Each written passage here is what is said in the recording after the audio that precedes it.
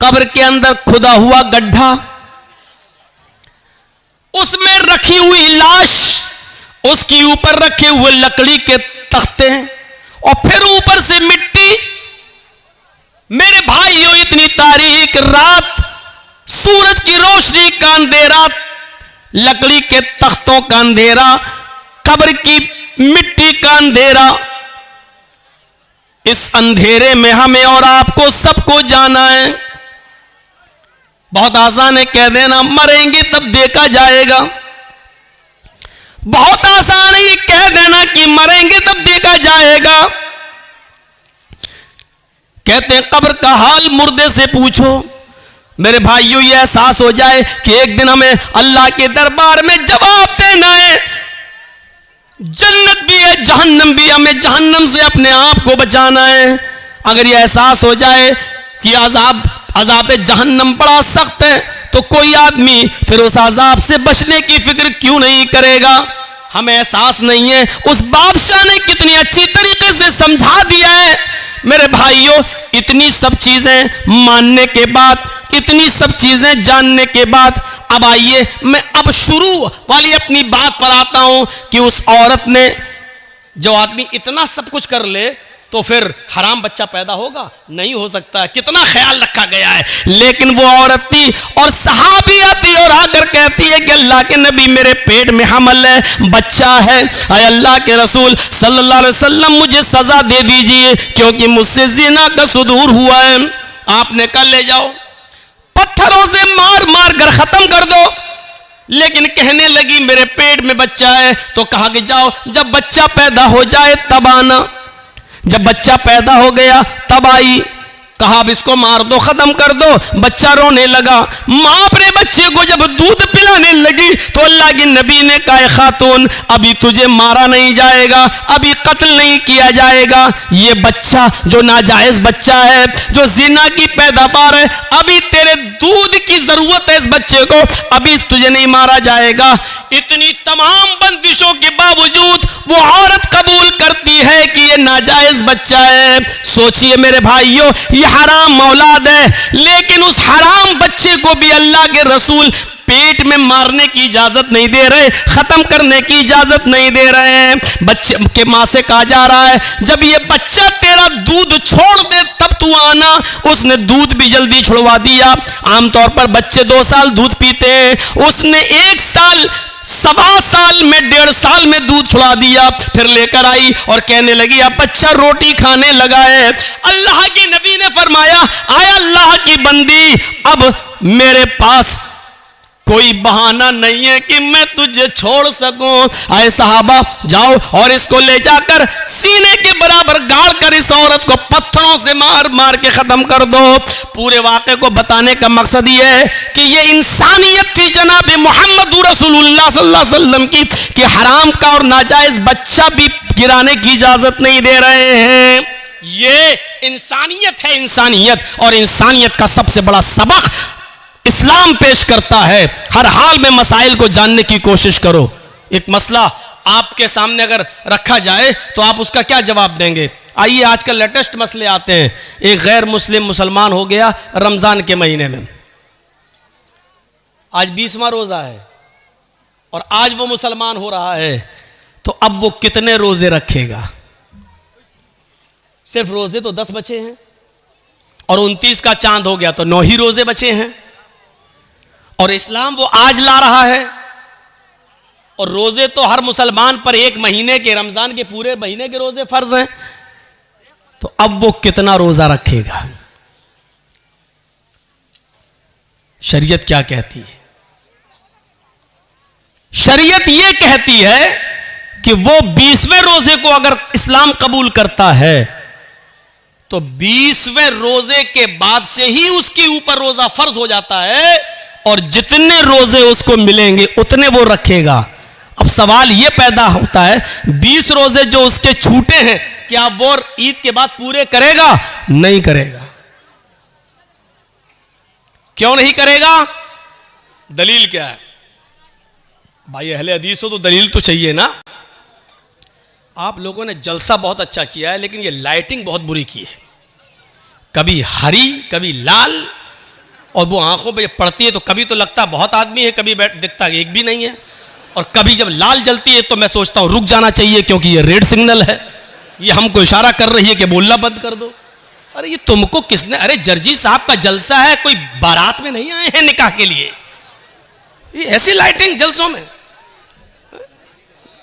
Light ऐसी होनी चाहिए जो जलती रहे बस, बुझे नहीं। ये तो ऐसा लग रहा है जैसे आंख मार रही हो। अल्लाह की कसम बड़ा डिस्टर्ब हो रहा हूं, कल भी हुआ था लेकिन कल मैं बोल नहीं पाया, सारा गुस्सा इन चैनल वालों पे उतर गया। आज ये लाइट वाले पे लग रहा है सारा गुस्सा उतार दो। कभी लगता है कहां चलेगी पब्लिक, कभी लगता है यो देखो वहां तक बैठी हुई है। अभी हमारी भी तो आंखें हैं, कोई हम बहुत बड़े बाबा तो है नहीं कि यहां बैठे बैठे हम कलकत्ता तक तो देख लें, इतनी मशीन तो है नहीं मेरी आंखों में। तो मेरे भाइयों, अब वो 20 रोजे के बाद जितने मिलेंगे वो रखेगा, पहले के नहीं। क्यों? क्योंकि पहले उस पर रोजे फर्ज थे ही नहीं। इस्लाम तो वो अभी लाया है, मुसलमान तो वो आज हुआ है।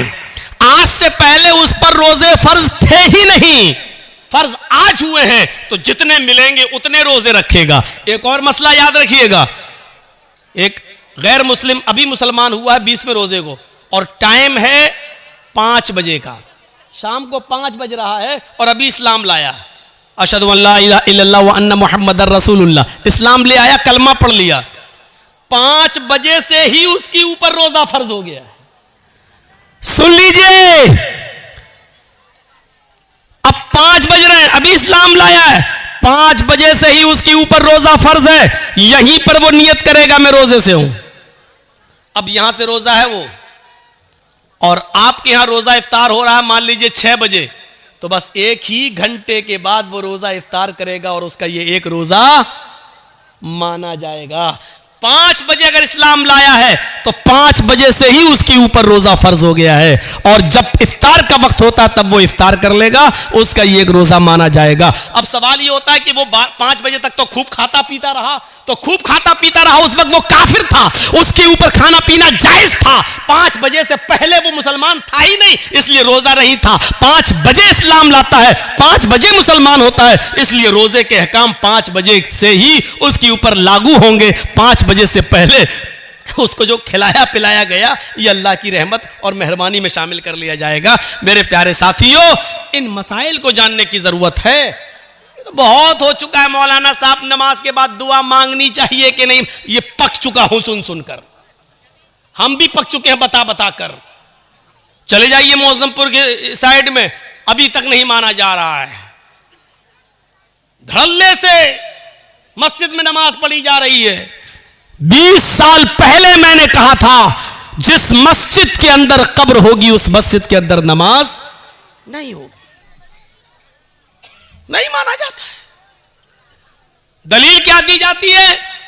मदीने में अल्लाह के रसूल की भी तो कब्र है, उसको भी तो दीवारों से घेर दिया गया है। अल्लाह के रसूल की कब्र को आम लोगों की कब्र के बराबर खड़ा नहीं किया जा सकता है, क्योंकि नबियों के बारे में नबी का फरमान यह है कि पैगंबरों की और नबियों के जिस्मों को कब्र की मिट्टी नहीं खाती, लेकिन हमारे और आपके जिस्मों के बारे में नहीं है कि कब्र की मिट्टी नहीं खाती। नबियों के बारे में अल्लाह के रसूल का यह फरमान है कि नबियों को वहीं दफन किया जाता है जहां उनका इंतकाल होता है, जहां उनकी रूह निकलती है वहीं पर उनको दफन किया जाता है। नबियों के लिए मसाइल अलग हैं और आवाम के लिए मसाइल अलग हैं, लिहाजा नबी की कब्र को हम आज की कब्र पर महमूल नहीं कर सकते हैं। अल्लाह के रसूल का ही यह फरमान है कि नबियों को वहीं दफन किया जाता है जहां उनकी रूह निकले, यानी मुझे भी वहीं दफन करना जहां मेरा इंतकाल हो। नबी अकरम ने यह फरमा कर साफ कर दिया कि मेरी कब्र वहीं होगी जहां मेरा इंतकाल होगा। नबियों की कब्र को खोद कर नहीं निकाला जा सकता है, लेकिन किसी इंसान को गाड़ दिया जाए, किसी इंसान को दफन कर दिया जाए और पता चले कि यहां तो मस्जिद थी, मस्जिद में एक आदमी को दफन कर दिया गया, अगर 10 साल बाद 20 साल बाद भी पता चले तो फिर उस कब्र को खोदा जाएगा, अगर उसमें से कुछ हड्डियां मिलती हैं तो उनको निकाला जाएगा और उनको मुसलमानों के कब्रिस्तान में मुंतकिल कर दिया जाएगा और कब्र को जमीन के लेवल पर करके उस पर नमाज पढ़ी जाएगी। अगर 10, 15, 20 साल के बाद अगर उसमें हड्डियां भी ना मिले, जब कब्र को खोदा जाए तो उसमें हड्डियां भी ना मिले, क्योंकि जिस्म इंसान का मिट्टी से बना हुआ और जिस्म को मिट्टी बन जाना है। अब अगर हड्डियां नहीं मिलती हैं तो उस कब्र से 1-2 तसला, 1-2 बड़ा बर्तन भरकर मिट्टी निकाली जाएगी और उसको मुसलमानों के कब्रिस्तान में मुंतकिल कर दी जाएगी और इस कब्र को जमीन के बराबर करके उस पर नमाज पढ़ी जाएगी। लेकिन मसला है वो अपनी जगह पर कायम रहेगा। आप उसकी चाहे कितनी दीवारें खड़ी कर दें, चारों तरफ से उसको कितना भी घेर दें, लेकिन जिस कब्र मस्जिद के अंदर कब्र है उस मस्जिद के अंदर नमाज नहीं होगी, नहीं होगी, नहीं होगी। ये उसी नबी का फरमान है जिस नबी का फरमान ये है कि नबियों को वहीं दफन किया जाता है जिस जगह नबियों का इंतकाल होता है। उसी नबी का ये भी फरमान है कि अपने घरों को कब्रिस्तान मत बनाओ। ये भी कहा उसी नबी ने, लानतुल्लाहि अलल यहूदी वन नसारा इत्तखज़ू कुबूर अंबियाहिमुल मसाजिद। अल्लाह की लानत हो यहूद और नसारा पर जिन्होंने अपने अपने नबियों की कब्रों को मस्जिद बना लिया है। मेरे भाइयों, कब्रों को मस्जिद नहीं बनाया जा सकता है, मस्जिद में कब्र नहीं बनाई जा सकती है। लिहाजा इस हदीस को अपनी जगह पर, ये मसले पुराने हो चुके हैं, अब लेटेस्ट मसाइल की तरफ आइए, नए नए मसाइल की तरफ आइए। वक्त की ज़रूरत है नए मसाइल की तरफ आना। तो ये मसले तो बहुत पुराने हो चुके हैं, तो हमें इन मसलों को जानने की ज़रूरत है। जहां इस्लाम ने एहतराम इंसानियत बताई है वहीं इस्लाम के अंदर एहतराम मुस्लिम भी बताया गया है। अच्छा, अब ये अंदाजा लगाओ, जब अल्लाह ये कह रहा है कि पड़ोसी के बच्चों को प्यार और मोहब्बत की नज़र से देखो, तो इसका मतलब क्या हुआ? अपने बच्चों से कितना प्यार करो। ये आप अंदाजा लगा सकते हैं ना। जो इस्लाम दूसरों के बच्चों से मोहब्बत करने का हुक्म दे रहा हो तो उससे अंदाजा लगाओ कि फिर अपने बच्चों से कितनी मोहब्बत होनी चाहिए। जो इस्लाम पूरी इंसानियत के साथ अच्छा सलूक करने का हुक्म दे रहा हो तो फिर मुसलमानों के साथ अच्छा सलूक करने का उसमें कितना हुक्म होगा।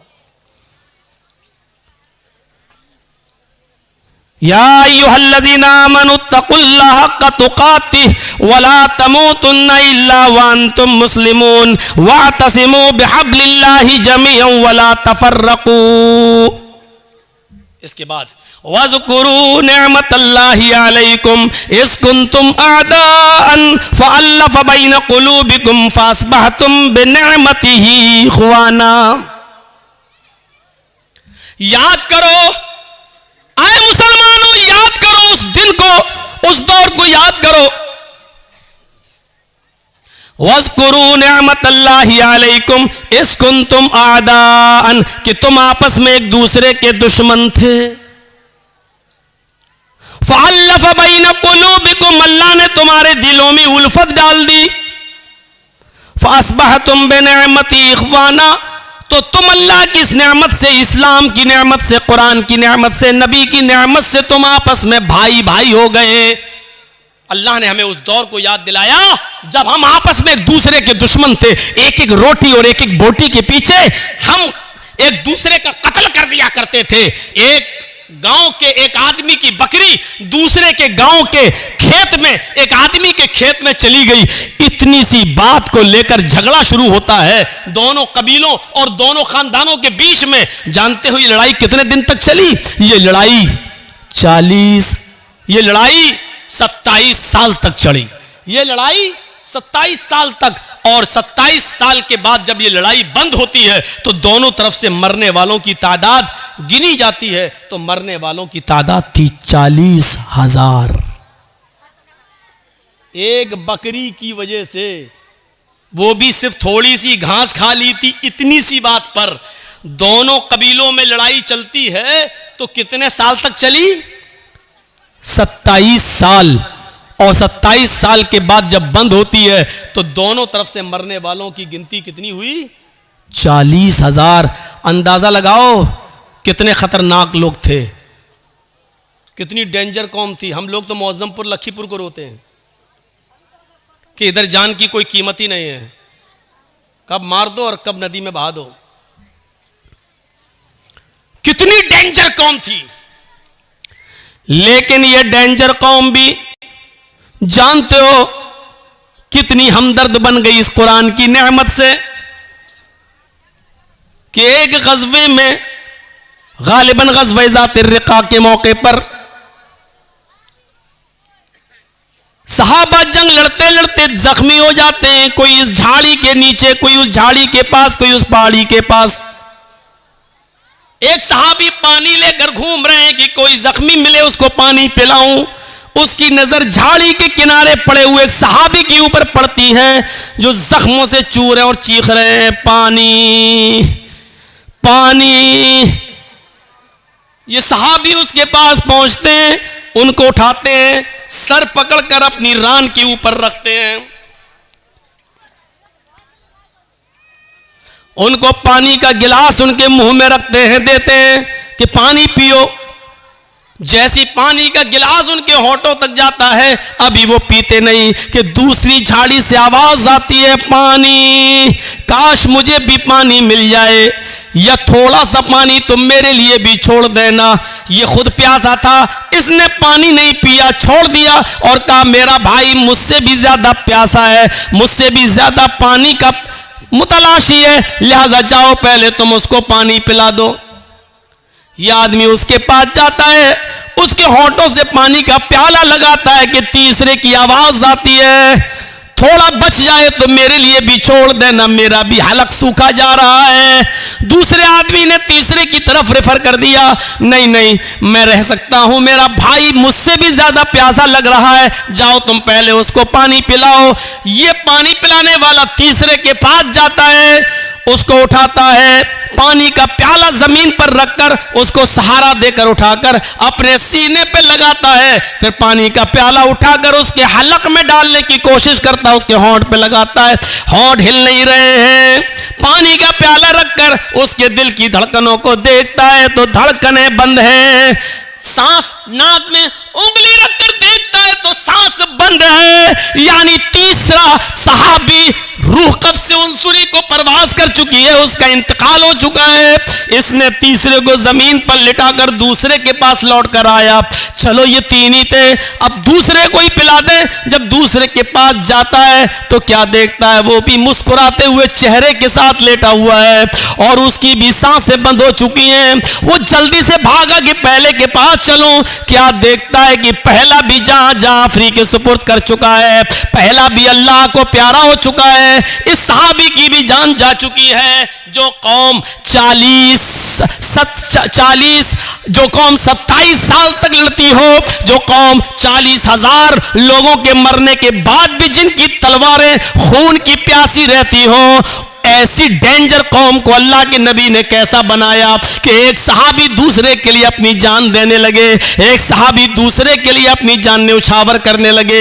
एक सहाबी ने इसलिए पानी नहीं पिया कि मेरा भाई मुझसे ज्यादा प्यासा है, और दूसरे ने इसलिए नहीं पिया कि तीसरा मुझसे भी ज्यादा प्यासा है। जरा आप अंदाजा लगा सकते हैं ये कौन सा जज्बा था, एक आदमी दूसरे के लिए अपनी जान दे रहा है। इसी को कुरान कहता है, वज़कुरू निअमतल्लाहि अलैकुम इज़ कुंतुम आदान फ़अल्लफ़ बैन क़ुलूबिकुम फ़अस्बहतुम बिनिअमति इख़वाना। आए लड़ने वालों, झगड़ने वालों, उस दौर को याद करो, उस जमाने को याद करो जब तुम आपस में एक दूसरे से लड़ते थे, जब आपस में तुम एक दूसरे की गर्दनें उड़ाया करते थे, तुम आपस में एक दूसरे के हरीफ थे, एक दूसरे के दुश्मन थे। फ़अल्लफ़ बैन क़ुलूबिकुम, अल्लाह ने तुम्हारे दिलों में उल्फत डाल दी। ये होता है मुसलमान, एक मुसलमान दूसरे मुसलमान के लिए। अपने लिए तो सभी जीते हैं, दूसरों के लिए जीना असल जीना, दूसरों के लिए। इसलिए फरमाया अल मुस्लिमु मन सलिमल मुस्लिमून मिन लिसानिही व यदिही। मुसलमान तो वो है कि जिसकी जबान से और जिसके हाथ से दूसरे मुसलमान को तकलीफ न पहुंचे। पहले जबान का लफ्ज है, मिन लिसानी व यदी, और जिसके हाथ से। मुसलमान तो वो है कि जिसकी जबान से और जिसके हाथ से दूसरे को तकलीफ ना पहुंचे। इसमें कौन पूरा उतर रहा है? जबान से तकलीफ हम दे रहे हैं, हाथ से तकलीफ हम दे रहे हैं। अरे किसी को कत्ल करना तो बहुत दूर की बात, अल्लाह के नबी सल्लल्लाहु अलैहि वसल्लम ने लोहे का कोई हथियार उठाकर इशारा तक करने से मना किया है। जैसे है, देख रहा है ये कोई 10 मीटर दूर खड़ा, कत्ल करना तो बहुत दूर की बात है। आप 10 मीटर 20 मीटर दूर से ये कहें, देख रहा है ये पूरा का पूरा रामपुरी है, घुसा दूंगा पेट के अंदर। 10 मीटर 20 मीटर की दूरी से इशारा करना भी एक मुसलमान के लिए दूसरे मुसलमान के लिए जायज नहीं है। हम कौन सी दुनिया में, यहां हाल ये है हमारा कि तकलीफ ना हो किसी को, ना जबान से ना हाथ से। भैया देखो, सामने से मत उठिए, आप लोग पीछे से उठ के जाइए यार, मेरे सामने से जाते हैं तो बड़ा डिस्टर्ब होता है। कहां जा रहे हो चाचा? अब ये इस उम्र में घर जाके क्या करेंगे, पूछो जरा, सोचो। वो देखिए बेचारे बूढ़ों मियां, शुगर के मरीज हैं लग रहा है। अच्छा, जिन लोगों को पेशाब ज्यादा आता है तो उनको बीच में बैठने की जरूरत क्या है? उनको आगे पीछे दाएं बाएं बैठना चाहिए पहले ही से। ये सिस्टम होना चाहिए, ये सब उसके खिलाफ है अदब के, सामने से उठना। एक बार हैदराबाद में तकरीर कर रहा था, सामने से कोई आदमी आया तो मैं समझा गया जा रहा होगा पेशाब करने, सीधे मेरा माइक पकड़ के कहता है कैसे बोला। और उसके बाद जो लाठी डंडे टमाटर अंडे चले, वो दौर हमें आज तक याद है। तो डर लगता है, सामने से कोई आदमी जब उठता तो मुझे डर लगता है। वो हैदराबाद हमें याद आ जाता है। इंसान हम भी हैं, खोपड़ी में वो ऐसा बैठ गया कि जब भी कोई उठता तो वो हैदराबाद याद आ जाता है। तो सामने से मत उठा करिए। जबान से और हाथ से तकलीफ नहीं होनी चाहिए किसी को, किसी मुसलमान को किसी मुसलमान से। लेकिन यहां तो हाल ये है कि हम अपनी परेशानियों से इतना परेशान नहीं हैं जितना आपके आराम से हमें परेशानी हो रही है। हमें अपनी दाल से इतनी परेशानी नहीं हो रही है जितना आपके गोश्त से हमें परेशानी हो रही है। हमारे घर में क्या पका है उससे परेशानी नहीं हो रही है, आपके घर में कुकर की सीटी से आने वाली बिरयानी की खुशबू हमें और परेशान कर देती है कि ये आदमी हमसे ज्यादा अच्छा कैसे खा रहा है। ये सूरत हाल हो चुकी है आज की। हम दूसरे को बर्बाद करने के चक्कर में लगे हुए, मिटाने के चक्कर में लगे हुए हैं। और आदमी ये नहीं सोचता कि आप दूसरे के लिए जो कुआं खोद रहे हैं उसमें आप भी गिर रहे हैं। जर्जीस साहब को दुश्मनी है आपसे, अब हम आपको बर्बाद करना चाहते हैं, हम आपके पीछे भाग रहे हैं, आप हमसे जान बचा के भाग रहे हैं। आप उतना नहीं थक रहे हैं जितना मैं थक रहा हूं। क्यों? क्योंकि मुझे पकड़ना है आपको, तो आपसे ज्यादा तेज रफ्तारी से मैं दौड़ूंगा तभी आपको पकड़ पाऊंगा। तो आप उतना नहीं थक रहे हैं, उससे ज्यादा मैं थक रहा हूं। वो आदमी उतना बर्बाद नहीं हो रहा है जितना हम उसको बर्बाद करने में अपने आप को बर्बाद कर रहे हैं। एक आदमी की जमीन का झगड़ा चला दूसरे आदमी से, दूसरे आदमी को 1 लाख की जमीन है लेकिन हमें चाहिए, हमारा पावर है। वो पुलिस में रिपोर्ट करके कोर्ट मुकदमा करके सोचता ले लेंगे, लेकिन जमीन 1 लाख की, लेकिन 1 लाख रुपए की जमीन लेने के लिए 3 लाख बर्बाद कर चुका अब तक कोर्ट कचहरी बर्बाद करके। उसने अपने आप को और ज्यादा बर्बाद कर लिया है, लेकिन जिद है कि हमें इसी की जमीन चाहिए। वो 3 लाख रुपए की जमीन और उससे अच्छी कंडीशन में दूसरी जगह मिल जाती है, लेकिन नहीं, हमें इसको सबक सिखाना, इसी की जमीन चाहिए। उसकी 1 लाख की जमीन को लेने के लिए 3 लाख बर्बाद कर चुका है। 3 लाख। मेरे इटावा में एक मौलवी है जो हमें बर्बाद करने के चक्कर में हमारा 5 लाख बर्बाद हुआ तो वो 20 लाख बर्बाद कर चुका है।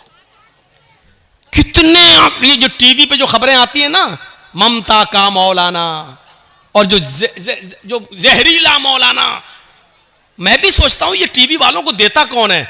बाद में पता चला कि वो इटावे का मौलाना ही यूट्यूब से कटिंग कर करके निकाल के योगी मोदी के खिलाफ जो हम बोले उसको कटिंग कर करके पैसा दे दे के चलवाता है कि ताकि ये मौलाना के ऊपर FIR हो जाए। अगर हमें बचने के लिए मेरा 2-4-5 लाख खर्च हुआ तो वो बेचारा अब तक 20 लाख खर्च करके अपने आप को बर्बाद कर चुका है। और इसके बाद भी हालत ये है कि पूरे हिंदुस्तान में एक भी जगह अब उसको बुलाया नहीं जा रहा है, उसको निमंत्रण नहीं दिया जा रहा है, उसको कहीं दावत तक नहीं दी जा रही है, क्योंकि वो आदमी, जाति दुश्मनी तो एक दूसरे की माफ की जा सकती है, लेकिन जमाती दुश्मनी बहुत बुरी होती है। उसने पूरे जमात के साथ जो धोखाधड़ी की है, इसी वजह से कोई उसको दावत नहीं दे रहा है। और हम उसके खिलाफ कोई एक्शन इसलिए नहीं लेते हैं कि मरे हुए को मारना मेरी आदत नहीं है।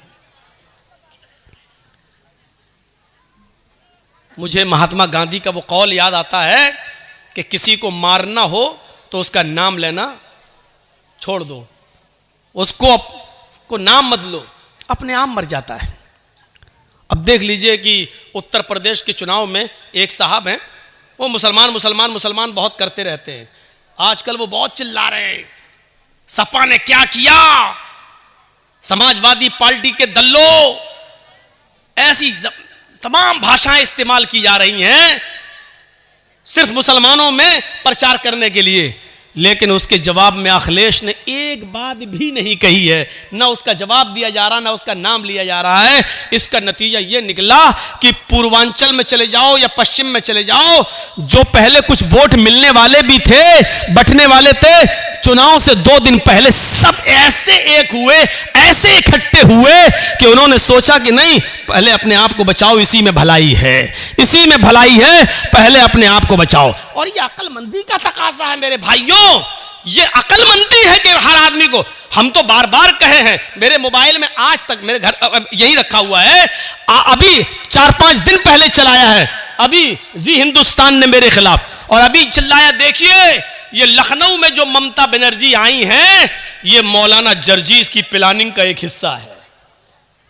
अब बताइए, ये जी हिंदुस्तान ने चलाई है, मेरे पास रखी हुई है वो रिकॉर्डिंग। मैं जब टीवी में आ रहा था मैंने वो बना लिया, उसकी वीडियो बना ली, 2 मिनट की मैंने वीडियो बना ली कि देखिए ये उसी प्लानिंग का हिस्सा है। मौलवी जर्जीस जो बंगाल में बोला, ममता बनर्जी वही लखनऊ में बोल रही हैं। इनकी दोनों की भाषा एक है, ये सब मुसलमानों को एक करने के लिए आए हैं। जर्जीस ने बंगाल में मुसलमानों को एक किया, ममता बनर्जी यहां उत्तर प्रदेश में मुसलमानों को एक करने आई। यानी इस तरीके से ये बोला जा रहा है, इस तरीके से।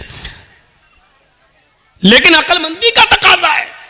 मैंने शायद कहीं मिसाल दी थी मेरे भाइयों की, जंगल में शेर और भेड़िया और लोमड़ी, इन तीनों ने शिकार के लिए तीनों निकले। जंगल में शेर, भेड़िया और लोमड़ी, जानते होंगे लोमड़ी, फॉक्स, ये तीनों जानवर शिकार के लिए निकले। शेर ने हिरन मारा, भेड़िए ने बकरी का शिकार किया और लोमड़ी ने खरगोश मारा। अब शेर ने कहा भेड़िए से, चलो 3 जानवर मरे पड़े हैं, ये हिरन, ये बकरी, ये खरगोश, चलो बताओ किसको कौन सा जानवर खाना है, तुम फैसला करो, मैंने तुम्हें जज बना दिया है। भेड़िया कहता बहुत आसान। का क्या है? का हिरन बड़ा है, आप खा लो। बकरी को मैंने मारा, मैं खा लेता हूं। लोमड़ी ने खरगोश मारा है, लोमड़ी को खरगोश दे देते हैं। अब शेर तो जालिम था। जो लोग मेरी तकरीर में समझ जाएं कि जालिम शेर कौन है, समझ लो पूरी तकरीर समझ गए। शेर तो जालिम था, हालांकि भेड़िए का फैसला बिल्कुल सही था। भाई भेड़िए ने फैसला सही किया कि नहीं किया? भाई हिरन आपने मारी, हिरन आप खा लो, बकरी मैंने मारी, मैं बकरी खा लेता हूं, लोमड़ी ने खरगोश मारा, लोमड़ी खरगोश खा लेती है। भेड़िए ने फैसला बिल्कुल सही किया, लेकिन जालिम था शेर। उसने कहा क्या इतना बुरा फैसला? अरे कमीने कहां से पढ़ के आया तू, इतना गंदा फैसला? उठा और इसने एक पंजा मारा भेड़िए के, उसकी गर्दन अलग अलग। कमीना इतना बुरा फैसला, फैसला करना भी नहीं जानता, मेरे सामने उसकी जुर्रत देखो, इतना घटिया फैसला। लोमड़ी से कहा ए तू फैसला कर। लोमड़ी मुस्कुराने लगी, बिल्कुल साहब जंगल के राजा, ये भेड़िए को अकल ही नहीं थी, पागल था,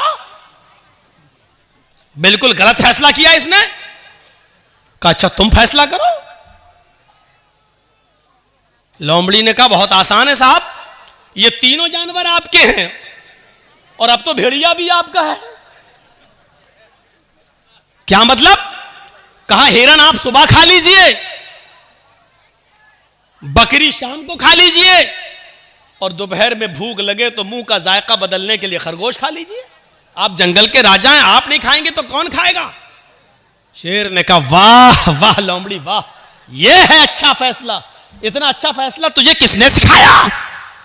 लोमड़ी ने कहा इसी भेड़िए की कटी हुई गर्दन ने।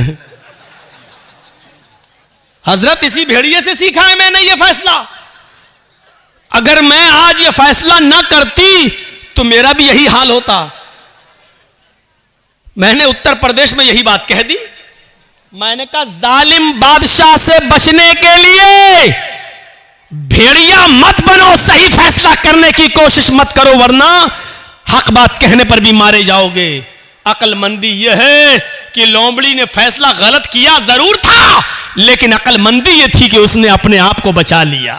हमने कहा लोमड़ी बन जाओ, अपने आप को बचा लो, वरना शेर ऐसा झपट्टा मारेगा कि भेड़िए की तरह पड़े रहोगे, यही गर्दन पड़ी रहेगी तुम्हारी। इतना मैंने कहा, उत्तर प्रदेश के लोगों की भी अकल में आ गई, बात सही कह रहे हैं मौलाना साहब। इस वक्त ज्यादा मुसलमान हक हक मत चिल्लाओ, ज्यादा चिल्लाएंगे तो ना हमें हक मिलेगा, ना यही आएगा, ना हम जिसको देना चाह रहे हैं वो आएगा, और दूसरा आएगा वो कहेगा ठोको बुलडोजर, यही करता रहेगा।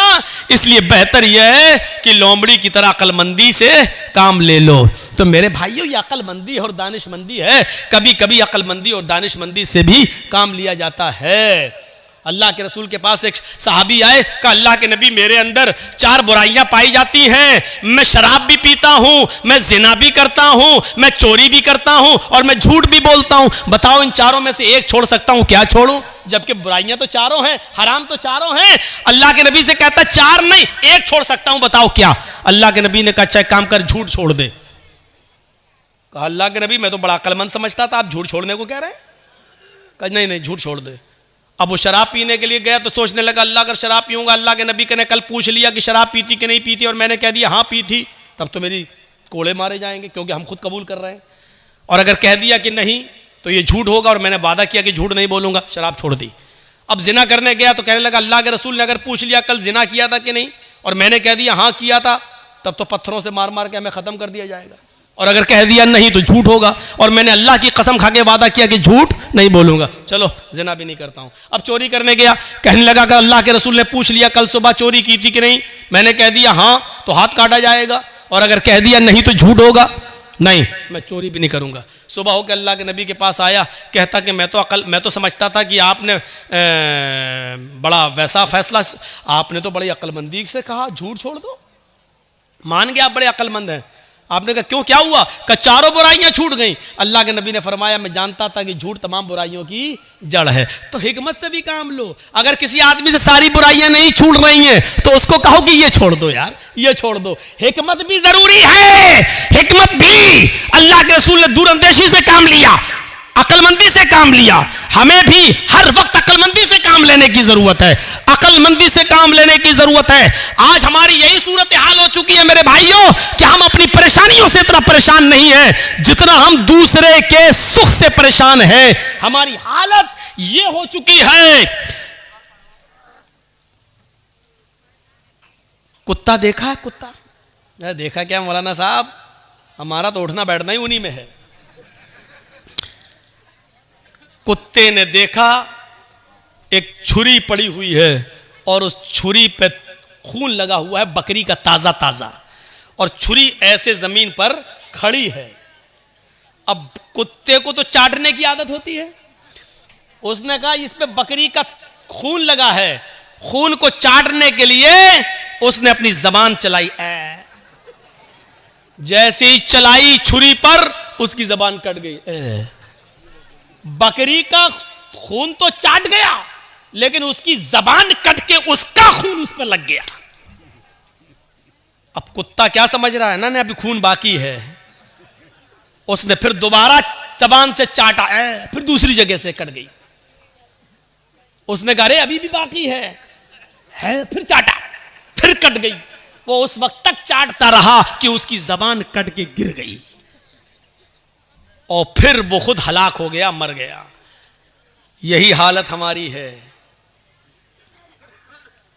मिसाल सख्त जरूर है लेकिन सच्ची मिसाल है।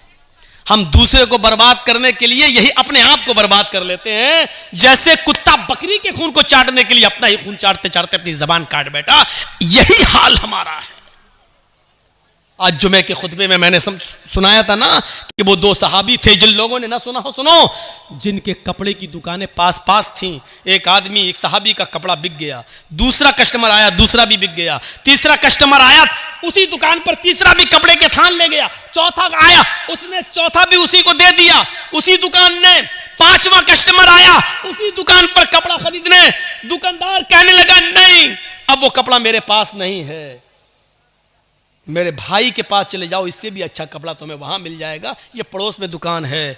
उसने ये सोचकर उसको भेज दिया कि मेरे तो 4 कपड़े के थान बिक गए, मेरे घर में मेरी बीवी बच्चों का गुजर बसर चल जाएगा। मेरे भाई की तो बोनी तक नहीं हुई है, उस पड़ोसी की, उसके भी बीवी है, उसके भी बच्चे हैं, उसको भी शाम को कमा कर ले जाना है और अपने बीवी बच्चों का पेट पालना है। उसने ये सोचकर अब हमारे पास कपड़ा नहीं है कह दिया, ताकि मेरे भाई की भी कुछ बोनी हो जाए, उसको भी इतना कपड़ा उसका भी बिक जाए कि उसके घर में चूल्हा जल जाए। मेरे भाइयों, उसने मना कर दिया कि मेरे पास कपड़ा खत्म हो गया, जाओ मेरे भाई की दुकान के पास चले जाओ। मेरे भाइयों, ईमानदारी के साथ बताना, कंपटीशन के इस दौर में हमारी इधर चाय की दुकान, बगल में इधर चाय की दुकान, हम दूसरे की दुकान पर आने वाले कस्टमर को भी अपनी आवाज देकर बुला लेते हैं। हम ये ई रिक्शा चला रहे हैं, उधर दूसरा हमारा भाई भी चला रहा है, उसके पास आने वाली सवारी को भी हम खींच लेते हैं। कितना? 20 रुपया? नहीं, आओ हम 15 लेंगे, आओ बैठ जाओ। हम उसके भी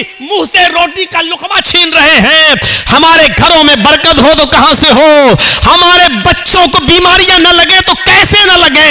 हमारे माँ बाप को बीमारियां और कैंसर जैसी बीमारियों में मुलव्वस न हो तो क्यों न हो? क्योंकि हमने रोजी रोटी के सारे नाजायज तरीके इस्तेमाल कर रखे हैं। हम तो अपने भाई की खुशी देखना ही नहीं चाहते हैं। हम अपने दुकान के होते हुए दूसरे की दुकान पे कस्टमर आता हुआ देखना ही गवारा नहीं कर सकते हैं। मेरे भाइयों, इस्लाम की तालीम ये तो नहीं थी, इस्लाम की तालीम ये तो नहीं थी। इमाम अहमद इब्न हंबल रहमतुल्लाह अलैह के पास एक बूढ़ी औरत आती है और सुनो, आए बीड़ियों का धंधा करने वालों सुनो, आए तंबाकुओं के धंधे करने वाले सुनो, आए सूद और ब्याज के खाने वालों सुनो, आए लंबे चौड़े बैंक बैलेंस बनाने वालों सुनो, आए बैंकों की नौकरियां करने वालों सुनो। इमाम अहमद इब्न हंबल रहमतुल्लाह अलैह के पास एक बूढ़ी औरत आती है और कहती है, इमाम मोहतरम, कहा जी एक मसला पूछने आई हूं, मेरी माँ बहनें सुने। उस जमाने की औरतें, और वो भी बूढ़ी औरतों में कितना तकवा हुआ करता था। कहा इमाम साहब, मैं चरखा चलाती हूँ। चरखा तो जानते हैं ना? मैं चरखा चलाती हूँ, दूसरे लोग अपना सूत दे जाते हैं धागा, मैं उसको बना के फिराती हूँ और उनसे मजदूरी लेती हूँ। कभी दिन में और कभी ओवर टाइम करती हूँ तो रात में भी चलाती हूँ। मैं चिराग जलाकर मैं चरखा चलाती हूं। जब मेरे पास तेल होता है तो मैं चिराग अपना जलाती हूं और सूत फिराती हूं। इमाम साहब, उसकी मजदूरी मैं लेती हूं। कहा इसमें बुराई क्या है?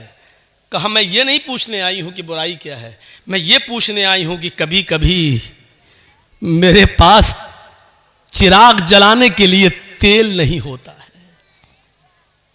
अच्छा, तो मैं सोने के लिए बिस्तर पर जाना चाहती हूं, लेकिन देखती हूं कि पड़ोसी के घर में चिराग जल रहा है और उसके घर के चिराग की रोशनी मेरे आंगन में आ रही है।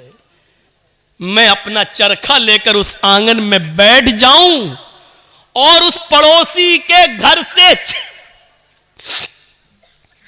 जो चिराग जल रहा है, मैं मांगने नहीं गई उसकी रोशनी, लेकिन उसकी रोशनी ऑटोमेटिक मेरे घर में आ रही है। अगर मैं उसके चिराग की आने वाली रोशनी में अगर सूत फिरा लूं और चरखा चला लूं और ये चलाकर मैं अपने मालिक से उसकी मजदूरी ले लूं, तो ये कमाई मेरे लिए हराम तो नहीं होगी? मेरे लिए ये मजदूरी हराम तो नहीं होगी, मैंने चोरी नहीं की है, मैंने उससे चिराग का तेल नहीं मांगा है, उसके घर में चिराग जल रहा है और उसकी रोशनी मेरे घर आ रही है, उसकी रोशनी मेरे घर आ रही है। अगर मैं उसकी रोशनी में सूद फिरा लूं और इसकी मजदूरी में ले लूं तो ये मेरे लिए हराम तो नहीं होगी। ये खाकर कहीं मैं अजाब कब्र की मुस्तहिक तो नहीं बनूंगी, कहीं मैं जहन्नम में तो नहीं जाऊंगी। अहमद इब्न हम्बल रहमतुल्लाह अलैह फरमाते हैं, खातून माँ तेरे सवाल ने अहमद इब्न हम्बल के इल्म को आज शर्मिंदा कर दिया। काबे के रब की कसम, तेरे इस मसले का जवाब अहमद इब्न हम्बल के पास नहीं है। कहने लगी, इमाम साहब फिर आपसे बड़ा आलिम इस बस्ती में कोई है ही नहीं, फिर मैं ये किससे मसला पूछूं। उन्होंने कहा, सुन मेरी माँ, जहां तक कयास का नतीजा है, कयास का तकाजा है, तो जहां तक मेरा इल्म है मैं उस इल्म की रोशनी में कयास लगाकर अंदाजे से ये कह सकता हूं कि इसमें कोई हर्ष तो नहीं लग रहा है। क्यों? क्योंकि तू मांगने नहीं जा रही है, वो अचानक आ रही है। तेरे घर में भी दीवार नहीं है और उसके घर में भी कोई दीवार नहीं है और उसके चिराग की रोशनी आ रही है तेरे घर, तो इसमें तेरा क्या कसूर है? बज़ाहिर तो इसमें कोई बुराई नहीं लग रही है, लेकिन अगर तुम्हारा दिल आमादा नहीं है तो मेरी मां इससे भी बच जाओ तो बेहतर है, इससे भी परहेज कर लो तो बेहतर है, इससे भी, क्योंकि वो है तो दूसरे ही की रोशनी, है तो दूसरे ही की रोशनी। बहरहाल अगर तुम इससे भी परहेज कर लो तो ये ज्यादा बेहतर है तुम्हारे लिए। जब वो औरत वहां से जाने लगी बुढ़िया, तो इमाम अहमद इब्न हम्बल ने लोगों से पता लगवाया कि ये किसकी बेटी है, इसके बाप का क्या नाम था। बताया होगा किसी ने कुछ जो मेरे जहन में नहीं रहा। अहमद इब्न हम्बल फरमाते हैं कि आज के जमाने में ऐसी बूढ़ी औरतें मौजूद हैं, जरूर इसका बाप कोई आलिम कुरान होगा, आलिम हदीस होगा, क्योंकि ऐसी तरबियत अपनी औलाद के अंदर कोई बड़ा आलिम ही पैदा कर सकता है। बुढ़ापे की इस दहलीज पर पहुंचकर भी इस औरत की हालत यह है, इस बुढ़िया की हालत यह है कि पड़ोस से आने वाली रोशनी में भी, उस चिराग की रोशनी में भी चरखा चलाने के बारे में सोच रही है कि ये चरखा चलाएंगे तो ये कमाई मेरे लिए हलाल होगी या हराम।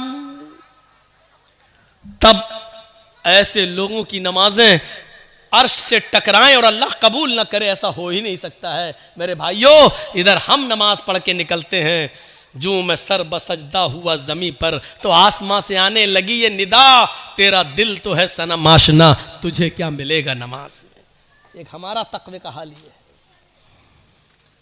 एक हमारी परहेजगारी का हाल यह है कि यहां से निकले नमाज पढ़ के, मालिकी यौमिद्दीन, तू कयामत के दिन का पूरा पूरा मालिक है। इय्याका नअबुदु व इय्याका नस्तईन, तेरी ही इबादत करते हैं, तुझसे ही मदद मांगते हैं। इहदिनस सिरातल मुस्तकीम, जो सीधा रास्ता उस पे चला और तमाम बुरे रास्तों से बचा ले। यहां ये दुआ मांग के हटे, सलाम अलैकुम व रहमतुल्लाह, सलाम अलैकुम व रहमतुल्लाह, जैसी सलाम फेरा और मस्जिद के बाहर निकलते ही जेब में बीड़ी रखी है निकाली और माचिस जलाई और सूरह दुखान की तिलावत शुरू, धुआं धक्कड़ शुरू। अभी 10 मिनट भी नहीं हुए ये कहते हुए कि इहदिनस सिरातल मुस्तकीम, आय अल्लाह हमको सीधे रास्ते पे चला, आय अल्लाह गंदे और गलत रास्तों से हमारी हिफाजत फरमा। अब ये दुआ मांगे हुए 10 मिनट भी नहीं हुए और यहां आकर ये है हमारी इबादतों का और हमारी नमाजों का हाल। मेरे भाइयों, जायजा लो, इमाम अहमद इब्न हम्बल के पास जो बूढ़ी औरत आती है, उस औरत के सवाल से जरा इबरत हासिल करो कि हमारी इबादतें अल्लाह के यहां कबूल हो भी रही होंगी या नहीं हो रही होंगी। सोचो तो सही, गौर तो करो। मेरे भाइयों, यहां आदि इब्ने उमैर है, जंग बदर में गिरफ्तार करके लाए जाते हैं। आदि इब्ने उमैर है, गिरफ्तार करके लाए जाते हैं, पकड़ के लाए जाते हैं, पैरों में बेड़ियां डाल दी जाती हैं, ये आदी इब्ने उमैर मुसाब इब्ने उमैर के भाई हैं, भाई मोमिन है और आदी काफिर है। मुसाब सहाबी और आदी काफिर, दोनों भाई हैं, सगे भाई हैं। अल्लाह के नबी सल्लल्लाहु अलैहि वसल्लम ने फरमाया कि जो गिरफ्तार करके काफिर लाए गए उनके पैरों में बेड़ियां डाल दो। आदी के पैरों में जब बेड़ियां डाली जाने लगी तो मुसाब इब्ने उमैर वहीं खड़े हो गए और जो उनके पैरों में बेड़ियां डाल रहा था सहाबी आदी इब्ने उमैर के पैरों में वहीं खड़े होकर मुसाब इब्ने उमैर कहने लगे, आए सहाबी अपने दोस्त से, आए दोस्त इसके पैरों में बेड़ियां जरा टाइट डालो, यहां से कस दो, मैं इसको अच्छी तरीके से जानता हूं, ये लॉक तोड़ने में, जंजीर तोड़ने में बड़ा माहिर है, यहां से टाइट कर दो वरना ये तोड़ के भाग जाएगा। जब मुसाब इब्ने उमैर ये कह रहे थे कि इसके पैरों में यहां से टाइट करो, यहां से टाइट करो, यहां से लॉक लगाओ, तो आदी इब्ने उमैर को इतना गुस्सा आ रहा था कि मारे गुस्से के आदी चीख पड़ा, आए मुसाब तुझे शर्म आनी चाहिए, तू उसी उमैर का बेटा है जिसका बेटा मैं हूं, तेरी रगों में उसी बाप का खून दौड़ रहा है जिसका खून हमारी रगों में दौड़ रहा है, लेकिन आज तुझे भाई कहते हुए शर्म आ रही है। तेरी गैरत कैसे गवारा कर रही है कि तेरी आंखों के सामने तेरे सगे भाई के पैरों में बेड़ियां डाली जा रही हैं और तू देख रहा है खड़े होकर, और देख ही नहीं रहा है बल्कि मशवरा दे रहा है कि यहां से टाइट करो। थूकता हूं तुझ पर भाई कहते हुए शर्म आती है तुझे। इधर मुसाब इब्ने उमैर कहते हैं चुप, खामोश, तू भाई है मेरा? नहीं, तू मेरा भाई नहीं है। आदी कहता है क्या उमैर तेरा बाप नहीं है? क्या मेरी मां तेरी मां नहीं है? क्या उमैर का खून तेरी रगों में नहीं दौड़ रहा है? क्या मेरी मां का दूध तेरी रगों में खून बनकर नहीं दौड़ रहा है? जवाब दिया, उमैर मेरा बाप है, ये सच है, तेरी मां मेरी मां ही सच है, तूने और मैंने एक ही मां का दूध पिया है, ये भी सच है, तेरी और मेरी रगों में एक ही बाप का खून दौड़ रहा है, यह भी सच है, लेकिन यह सच नहीं है कि तू मेरा भाई है। जानता है मेरा भाई कौन है? आदी ने कहा फिर कौन है अगर मैं तेरा भाई नहीं हूं? मेरा भाई वो है जो तेरे पैरों में बेड़ियां डाल रहा है? ये तेरा भाई है? हाँ, इसलिए कि मेरे भाई ने कलमा पढ़ा है, अशहदु अल्ला इलाहा इल्लल्लाह व अशहदु अन्ना मुहम्मदन अब्दुहु व रसूलुहु। बुखारी शरीफ की हदीस के इस वाक़े से हमें यह पता चलता है मेरे भाइयों कि इस्लाम लाने के बाद, ईमान कलमा पढ़ने के बाद, ला इलाहा इल्लल्लाह मुहम्मदुर रसूलुल्लाह का इकरार करने के बाद, इस्लामी रिश्ते से कलमे की बुनियाद पर अपने साथी की जो इज्जत होती है वो फिर सगा भाई भी वो दर्जा नहीं रखता है। क्या जवाब दिया? खूनी रिश्ते को कुर्बान कर दूंगा लेकिन कलमे की बुनियाद पर ये मेरा भाई है, इस रिश्ते को मैं कुर्बान नहीं करूंगा। आए आदि, तू मेरा भाई नहीं, मेरा भाई वो है जो मेरे पैरों में बेड़ियां डाल रहा है, इसलिए कि इसने कलमा पढ़ा है, अशहदु अल्ला इलाहा इल्लल्लाह व अशहदु अन्ना मुहम्मदन अब्दुहु व रसूलुहु। इस कलमे की बुनियाद पर ये मेरा भाई है, तू भाई नहीं है। ये होता है इस्लामी रिश्ता, और इस्लामी रिश्ता इतना अहम होता है कि उसके लिए खूनी रिश्ते को कुर्बान कर दिया जाता है। अरे कम से कम उतना ही करो जो अपने लिए पसंद करो, वो अपने भाई के लिए पसंद, अपने मुसलमान भाई के लिए पसंद कर लो, यही काफी, इतना ही करो। आज के जमाने में सईद इब्ने जुबैर को हज्जाज इब्ने यूसुफ की पुलिस ढूंढ रही थी, सईद इब्ने जुबैर को हज्जाज इब्ने यूसुफ की पुलिस ढूंढ रही थी, हुक्म था उसको पकड़कर जिंदा मेरे पास लाओ, उसको कत्ल किया जाएगा।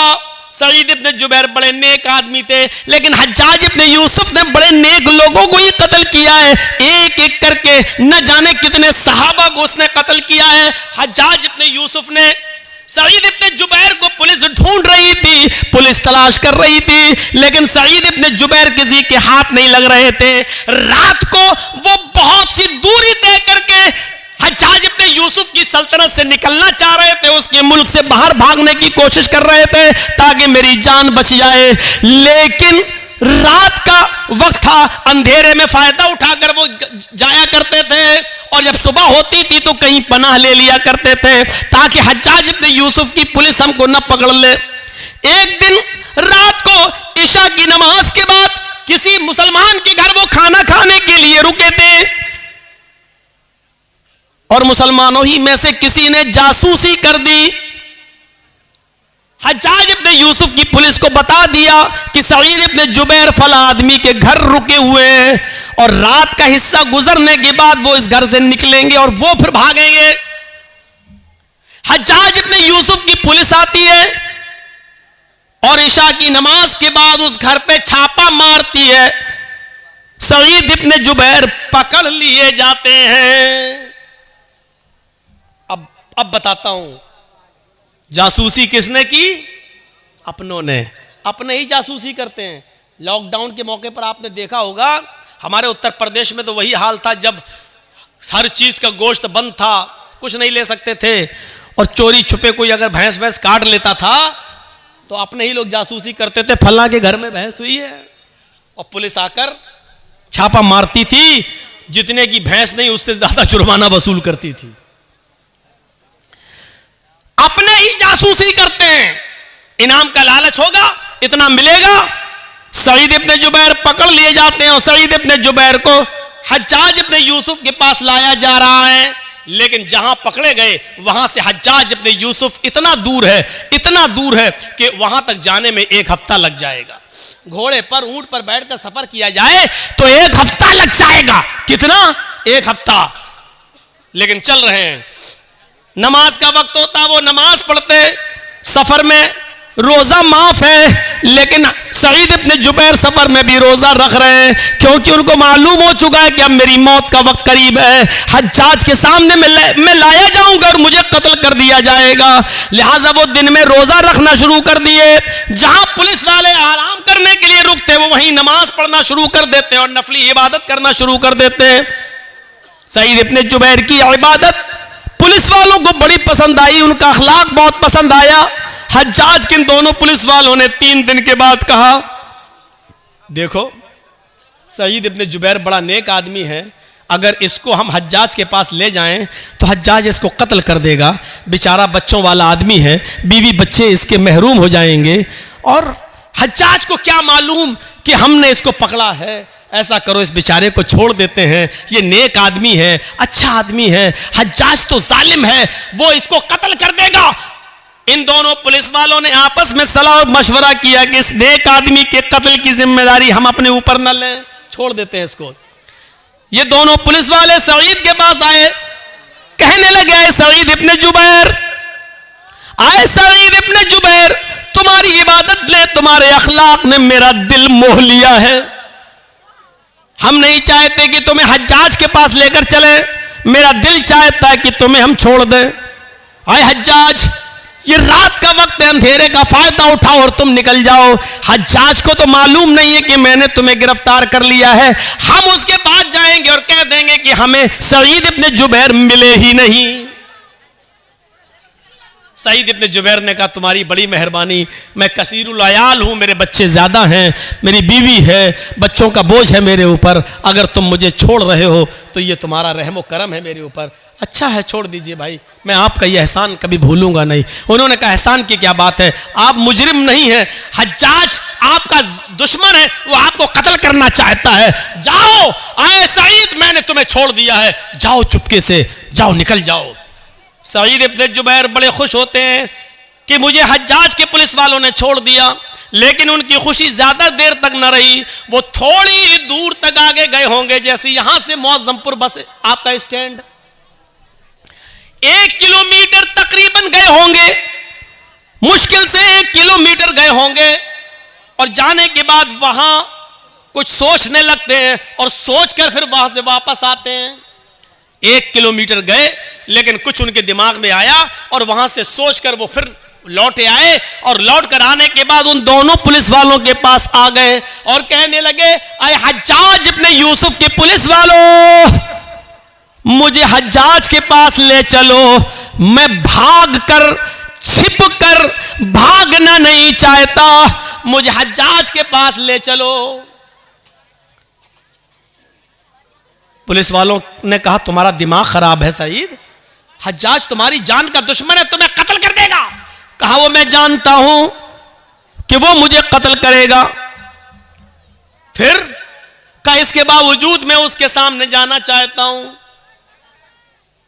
पुलिस वाले कहते हज्जाज आए सईद बेवकूफी मत करो, मैंने तुम्हें छोड़ दिया, फिर तुम क्यों आए?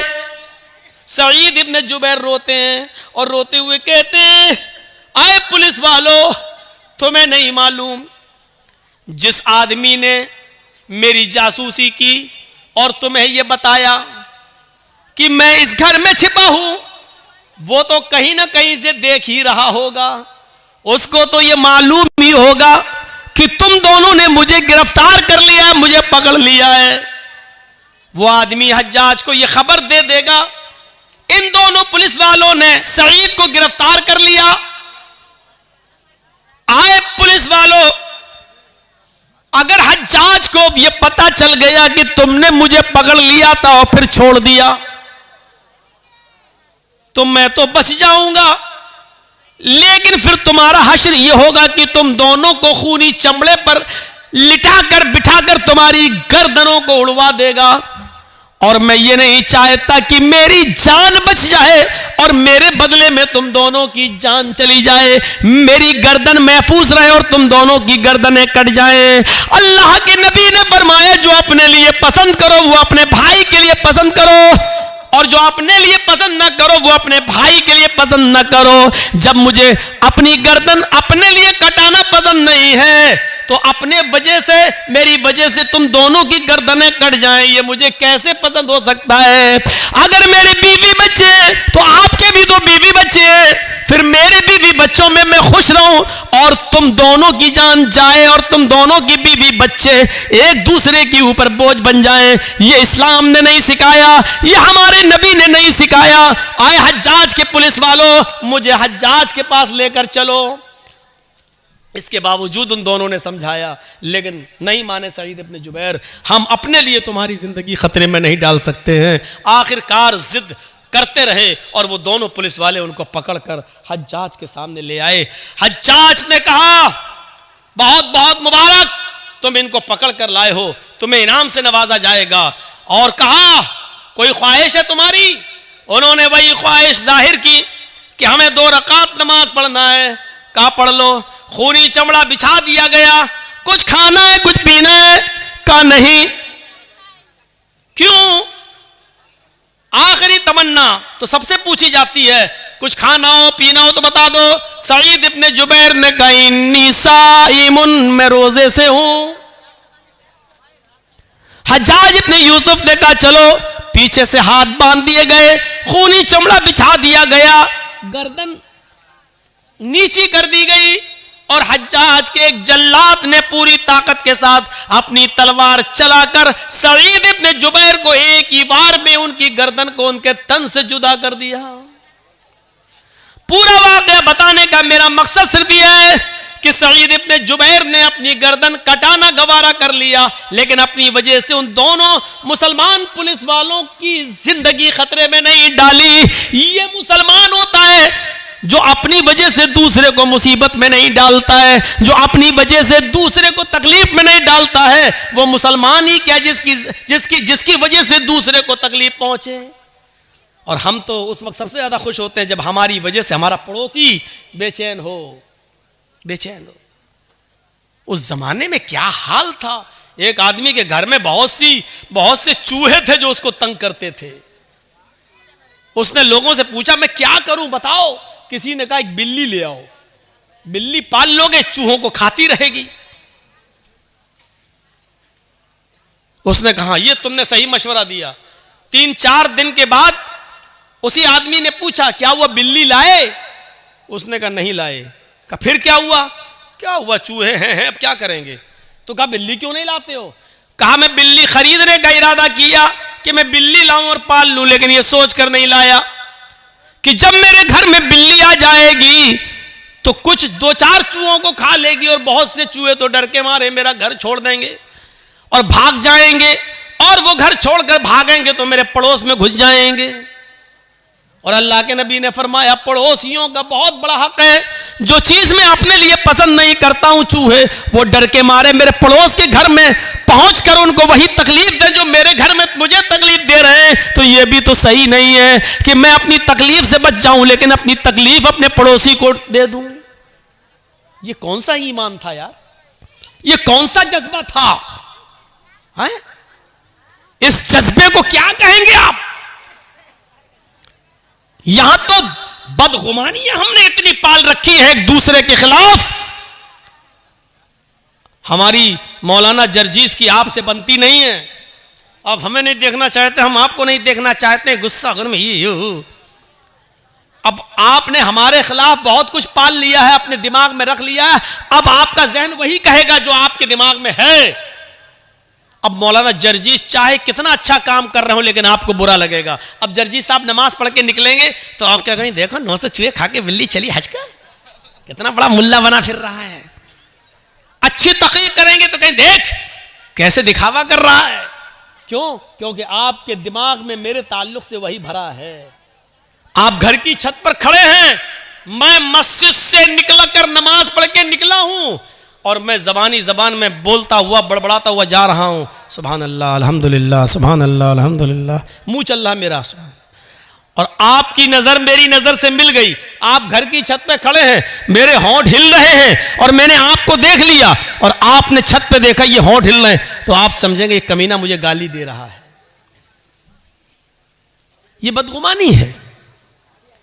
यही कुरान कहता है, या अय्युहल्लज़ीना आमनुज्तनिबू कसीरम मिनज़्ज़न इन्न बअज़-ज़न्नि, मोमिनो ईमान वालों एक दूसरे के बारे में ज्यादा बुरे गुमान मत किया करो।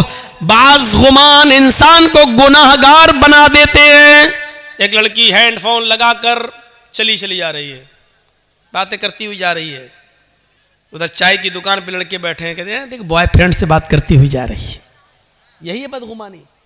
हो सकता है कि वो अपनी मां से बात कर रही हो सकता है कि वो हॉस्पिटल जा रही हो और उसका बाप बीमार हो, अपने भाई से अपने बाप की दवाओं के बारे में पूछ रही हो। हाँ, ये भी हो सकता है कि वो बॉयफ्रेंड से बात कर रही हो।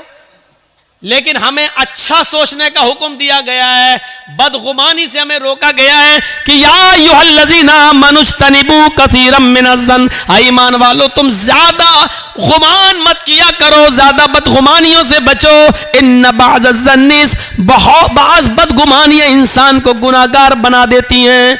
अच्छा, जरूरी भी तो नहीं है, और ये बात जरूरी भी तो नहीं है कि हम जो सोचे वो सही हो। और कभी कभी हो सकता है दो आदमी हम लोग बैठे हैं और दोनों किसी के बारे में सोच रहे हो, दोनों गलत हो। मिसाल के तौर पर हमारे बगल में ये मौलाना साहब बैठे हैं, ये डॉक्टर हैं, हम भी डॉक्टर हैं। एक मिसाल, एक आदमी लंगड़ाता हुआ चला आ रहा है, जर्जीस साहब कह रहे हैं कि उसके पैर में मोच आ गई है इसलिए लंगड़ा रहा है। मैं डॉक्टर हूं, मुझे तजर्बा है कि उसके पैर में मोच आ गई है इसलिए लंगड़ा रहा है। हमारे बगल में जो मौलाना है ये डॉक्टर है, ये कह रहे नहीं नहीं नहीं नहीं नहीं, उसके कमर में दर्द है इसलिए लंगड़ा रहा है। क्योंकि मैं भी डॉक्टर हूं, मुझे भी तजर्बा है, मेरा तजर्बा कहता है कि उसके कमर में दर्द है इसलिए लंगड़ा रहा है। जर्जीस साहब ने कहा अगर उसके पैर में मोच ना आई हो तो 1000 रुपया मैं हार जाऊंगा। मौलाना साहब कहने लगे अगर उसकी कमर में दर्द ना हो तो 1000 रुपये में हार जाऊंगा। चलो, 1000 रुपया दोनों मौलाना ने दिया और लियाकत साहब के पास रख दिया, लीजिए, अगर मेरी बात सही निकले तो मैं जीत जाऊंगा, इनकी बात सही निकले तो ये जीत जाएंगे। थोड़ी देर के बाद सामने लंगड़ाता हुआ आदमी सामने आ गया। जर्जीस साहब ने पूछा बताओ तुम्हारे पैर में मोच है?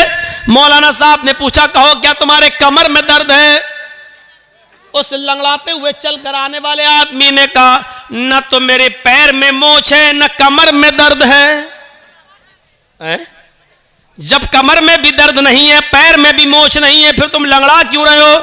उसने चप्पल दिखाई कि ये टूट गई थी इसलिए मैं लंगड़ाते हुए चल रहा था चप्पल को बचाते हुए। लीजिए साहब, जर्जीस साहब ने जो सोचा, जो गुमान किया वो भी गलत, मौलाना साहब ने जो सोचा वो भी गलत। 1000 इनको इनका दे दिया, मैंने अपना रख लिया।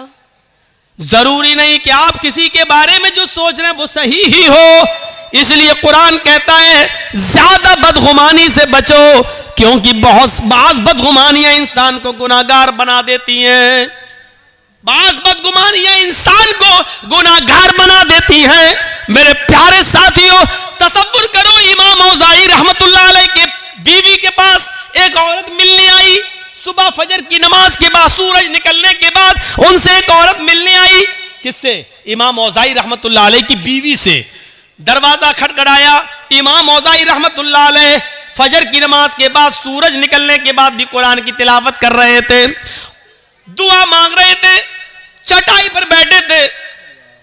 जब दरवाजे पर दस्तक की आवाज सुनी तो जाते हैं और दरवाजा खोलते हैं तो क्या देखते हैं, उनके गांव की एक औरत दरवाजे पर खड़ी है। उस औरत ने कहा, इमाम साहब मुझे आपकी बीवी से मुलाकात करना है, मैं आपकी बीवी से मिलने आई हूं। इमाम औज़ाई रहमतुल्लाह अलैह ने कहा, अंदर आओ।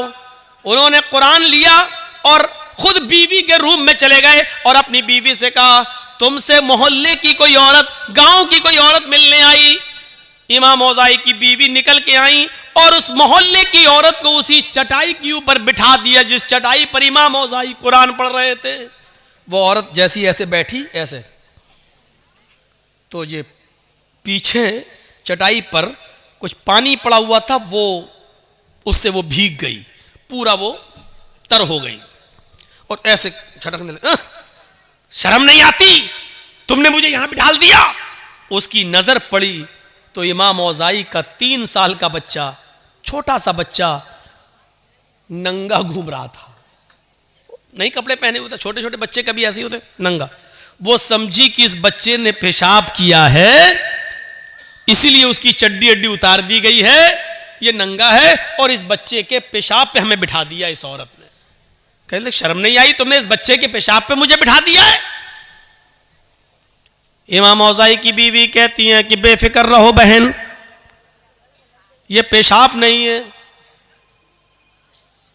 अरे तुम कह रही हो पेशाब नहीं है, बच्चा नंगा घूम रहा है, उसकी चड्डी ये पड़ी हुई है, भीगी हुई चड्डी ये पड़ी हुई है और चटाई पर ये भीगा और उसकी वजह से मेरा कपड़ा भीग गया, मैं नापाक, मेरा कपड़ा नापाक हो गया। अब घर जाने के बाद कपड़ा भी धुलूं और इतना हिस्सा भी मैं अपना धोऊं। इमाम औज़ाई की बीवी कहती है, मेरी बहन मैं तुमसे फिर कहती हूं कि बेफिक्र रहो, ये मेरे बच्चे का पेशाब नहीं है, आपका कपड़ा नापाक नहीं हुआ है, आपको इन्हीं कपड़ों में नमाज पढ़ लेनी है, धोने की जरूरत नहीं है। उस औरत ने कहा इमाम औज़ाई की बीवी से, इमाम साहब की बीवी, मैं कैसे यकीन कर लूं, मुझे यकीन दिलाओ, अगर ये पेशाब नहीं है तो ये पानी कहां से आया? मुझे पानी की कोई बोतल नहीं दिखाई दे रही है, आसपास कोई घड़ा, कोई मटका, कोई सुराही नहीं दिखाई दे रही है, फिर ये पानी कहां से आ गया है, मुझे बताओ। इमाम औज़ाई की बीवी ने लास्ट में आकर कहा, मेरी बहन अब सुनो, बार बार कह रही हो, मैं बताना नहीं चाहती थी लेकिन अब बताना पड़ रहा है, ये जिसको तुम पानी समझ रहे हो ये पानी नहीं है, ये मेरे शौहर हैं। इमाम औज़ाई ये फजर की नमाज पढ़ने के बाद घर में आते हैं, सूरज निकलने तक ये कुरान की तिलावत करते हैं इसी चटाई पर बैठकर, और जब सूरज निकल जाता है तो उसके बाद में ये दुआ मांगते हैं, मग़फ़िरत, तौबा करते हैं, इस्तिग़फ़ार करते हैं। और जब अल्लाह से ये तौबा करते हैं, मग़फ़िरत की दुआ करते हैं, इस्तिग़फ़ार करते हैं तो इतना रोते हैं, इतना रोते हैं, इतना रोते हैं कि इनके आंखों के आंसुओं से ये चटाई तर हो जाती है। आए इस गांव की औरत, मेरी बहन, जिसको तुम पानी समझ रही हो, ये पानी नहीं है, ये मेरे शौहर इमाम औज़ाई की आंखों से गिरने वाले आंसू हैं, उन आंसुओं की वजह से ये चटाई भीग गई है और उस चटाई पर तुम बैठ गई हो, ये आंसू हैं, पानी, पेशाब नहीं है, बेफिक्र होकर तुम नमाज पढ़ सकती हो, तुम्हारा कपड़ा नापाक नहीं हुआ। आप गौर कीजिए, लड़का नंगा है, उसका ऊपर चड्डी उसकी वहीं पड़ी हुई है, गांव की औरत ने भी यही सोचा कि ये पेशाब होगा क्योंकि बच्चा नंगा घूम रहा है, लेकिन जरूरी नहीं कि उसने जो सोचा वो सही हो। हम कभी कभी कुछ और सोचते हैं और निकलता कुछ और है, हकीकत कुछ और होती है। इसलिए इस बात को सोचने की कोशिश जरूरत है, हम किसी के बारे में ज्यादा बदगुमानी ना करें। अमीर माविया रहमत रजी अल्लाह ताला अन्हु की बीवी भी अपने घर में मेहमान नवाजी पसंद नहीं करती थी। मेहमान आ जाए, बहुत सी औरतें ऐसी होती हैं घर में खूब अच्छा खाओ पकाओ, शौहर बच्चों को खूब खिला देंगी, लेकिन जहां उनके घर 2 दिन मेहमान आ जाए, 2 मेहमान लो आ गया, अब इसके लिए जागो, ऐसा लगता है ये शादी करके नहीं लाया, नौकरानी बना के लाया हमें अपने घर में। हो गया। अमीर माविया के घर में एक मर्तबा एक मेहमान आया और उसने कहा कि मुझे 2-3 दिन रुकना है। कहा ठीक है रुको, बाहर का कमरा दे दिया, खाना वाना खिलाया। अमीर माविया की बीवी को मेहमान नवाजी पसंद नहीं थी, वो सोचने लगी कि कुछ कमी निकालूं। कहा क्यों, ये मेहमान है, कहाँ कितने दिन रहेंगे? कहा पता नहीं कितने दिन रहेगा, 3 दिन तो वैसे ही उसका हक है, 3 दिन तक तो मैं उसको कुछ कह ही नहीं सकता, 3 दिन के बाद अगर रहता तो उसकी मर्जी।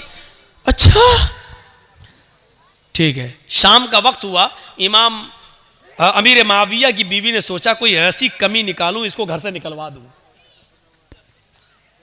इशा की नमाज के बाद अमीर माविया ने उस अपने मेहमान के कमरे में चटाई रख दी, रात में तहज्जुद पढ़ते हो तो पढ़ लेना, लोटा रख दिया, अगर वुजू बनाना हो तो पानी ये है, एक दूसरा पानी रख दिया, अगर इस्तंजा करना हो तो बाहर से दरवाजा खोलना और यहाँ खाली मैदान पड़ा है, यहाँ पर आप पेशाब करना हो तो यहाँ कर लेना और यहीं पर नमाज पढ़ लेना और फजर में इंशाअल्लाह मस्जिद में मुलाकात होगी।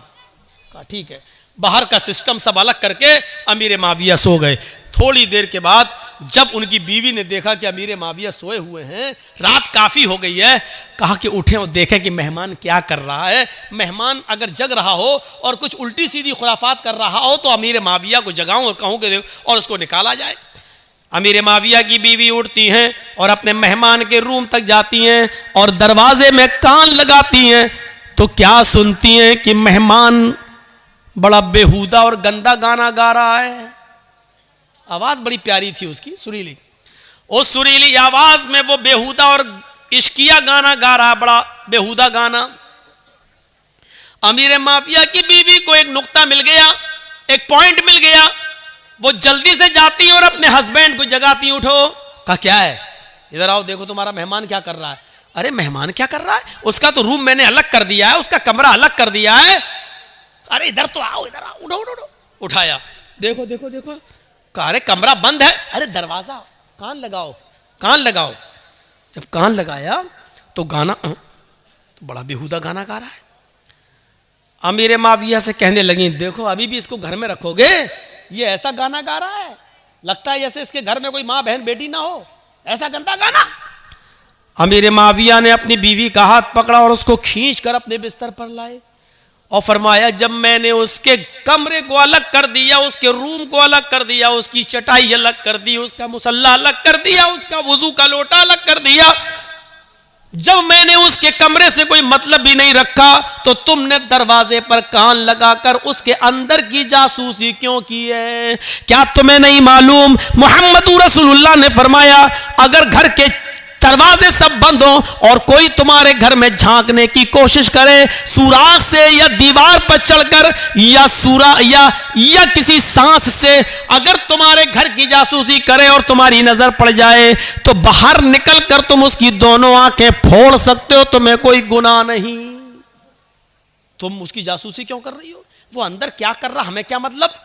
भाई अंदरूने खाना से हमें क्या मतलब, वो घर के अंदर क्या कर रहा है, तुम्हें किसी के घर के अंदरूनी मामले से क्या लेना देना, तुमने जासूसी क्यों की? अमीर माविया की बीवी बोलती अब भी मुझी को कहोगे? कहा हाँ तुम्ही को कहूंगा, अल्लाह के रसूल ने जासूसी से मना किया, तुमने जासूसी क्यों की? चलो लेट जाओ, सो जाओ। ये देखो इनको बताया तब भी हम ही को डांट रहे हैं। ठीक है सोती हूं। अब वो सोने लगी। अब अमीर माविया देख रहे हैं कि ये सो जाए तब मैं जाऊं उसको समझाऊं अकेले में, ये सो जाए। अब वो देख रहे सोए कि नहीं। काफी देर के बाद उसको नींद आई और थोड़ी देर के बाद नाक का जनरेटर चलने लगा, खर्र अमीर माविया समझे हाँ बेहोशी में हो, अब सो गई है, अब उठूं और उसको समझाऊं, अब मैं अपने मेहमान को समझाऊं। अकेले में नसीहत करो तो ज्यादा फायदा करती है। अमीर माविया उठते हैं, उसके कमरे की तरफ जाते हैं, कान लगाकर सुनते हैं कि एक बार और देख लूं, अगर जाग रहा है तो अंदर जाऊं, और नहीं जाग रहा हो, सो रहा होगा, तो उसकी नींद खराब करने से क्या फायदा, सुबह फजर के बाद जगा दूंगा, सुबह फजर के बाद समझा दूंगा। तो कान लगाते हैं कि देखें गाना गा रहा कि नहीं। अब जब कान लगाया तो क्या सुनते हैं कि वही मेहमान अब कुरान की तिलावत कर रहा है। अभी थोड़ी देर पहले गाना गा रहा था, लेकिन अब इतनी देर के बाद जब दोबारा कान लगाकर सुना तो वही मेहमान सुरीली और बेहतरीन क़िरात में कुरान की तिलावत कर रहा है। अमीर माविया भागते हुए गए और अपनी बीवी को उठाए, उठ उठ उठ उठ। कहा अरे उठ तो। कह रहे मैं इतनी गहरी नींद में सो रही थी, तुमको क्या सुबह नाश्ता हमें बनाना है, दोपहर में खाना हमें बनाना है, मेरी जान पर इतने काम पड़े हुए हैं, तुमने मुझे उठा दिया। अरे इधर आओ। कहा क्या है? कहा सुन सुन। कहने जासूसी करना तो मना है, फिर क्यों करवा रहे हो? अरे कर तो पहले, सुन तो, खुद मना करते हो खुद सुनवाते भी हो। कहां पहले सुन। बड़ा बहरूपिया है ये तो। कहा क्या? अभी तो गाना गा रहा था, कुरान पढ़ रहा है। कहां? अच्छा ये बताओ जासूसी क्यों करवाई? कहा मेरी बीवी, जासूसी यकीनन मना है, लेकिन हम में और तुम में फर्क है। तुमने मुझे मेरे भाई की बुराई दिखलाई, तुमने मुझे मेरे भाई की बुराई दिखलाई, और मैंने तुम्हें अपने भाई की खूबी दिखलाई। अल्लाह के नबी फरमाते हैं बुराइयों पे पर्दे डालो और खूबियों को बयान किया करो। हम खूबी बयान कर रहे हैं, देखो ये मेरे भाई की एक अलामत। का वो तो ठीक है, लेकिन बहरूपिया गाना क्यों गा रहा था? का सुबह निपटेंगे। फजर की नमाज दोनों ने जमात से पढ़ी, और फजर की नमाज के बाद अमीर माविया ने उससे रात का मंजर बयान किया कि तुम गाना गा रहे थे और बाद में कुरान। तो उसने कहा जब आपको मालूम ही हो गया तो सुन लो, मुझे बहुत टेंशन है, मेरी जिंदगी गमों में घुली जा रही है, मुझे एक पल भी सुकून नहीं मिलता है, इतने टेंशन है, इतने गम हैं। जब मुझे बहुत ज्यादा गम होते हैं और जब गमों की वजह से मुझे नींद नहीं आती है, करवटें बदलता रहता हूं, तो फिर मैं गुनगुनाने लगता हूं, गाना गाने लगता हूं, अपना दिल बहलाने की कोशिश करता हूं, लेकिन गाना गाने की वजह से मेरे गम और बढ़ते जाते हैं, मेरी उलझनें और बढ़ती जाती हैं। फिर मैं वुजू बनाता हूं और कुरान की तिलावत करना शुरू कर देता हूं, इसलिए कि अल्लाह ने फरमाया अला बिज़िक्रिल्लाहि तत्मइन्नुल कुलूब, अल्लाह का जिक्र करने से ही दिलों को सुकून मिलता है। इसलिए मैं दिल को सुकून हासिल करने के लिए मैं कुरान की तिलावत करने लग जाता हूं। अमीर माविया ने कहा जिंदगी से लड़ना सीखो, जिंदगी से लड़ना सीखो, गमों को पछाड़ना सीखो।